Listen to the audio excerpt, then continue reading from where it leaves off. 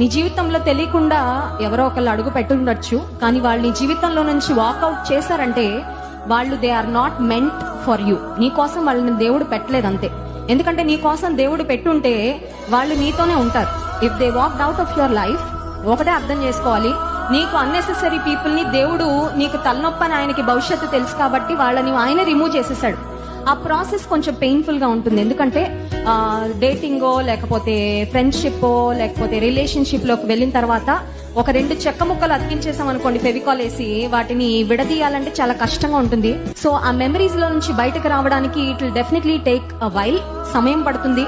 నిద్ర లేని రాత్రులు ఉండొచ్చు, కన్నీళ్లు ఉండొచ్చు, మోసగించబడ్డాను అనే బాధ, నా ప్రేమను స్వీకరించలేదు, రిజెక్ట్ చేశారనే బాధ, ఈ పెయిన్ అంతా చాలా డీప్ గా ఉన్నప్పటికీ ఒకటి గుర్తుంచుకోవాలి, అప్పటికప్పుడు మనకి సొల్యూషన్ దేవుడు ఇవ్వడు, కానీ మన ఫ్యూచర్ కొరకు ఏది బెస్ట్ సొల్యూషన్ అది దేవుడు ఇస్తాడు. ప్రేమించిన వారు దూరం అయినప్పుడు ఆ వ్యక్తులకి కావాల్సిన సొల్యూషన్ ఏంటంటే వాళ్ళు మళ్ళీ వారి జీవితంలోకి రావాలని కోరుకుంటారు, అప్పుడే ఉపశమనం అని.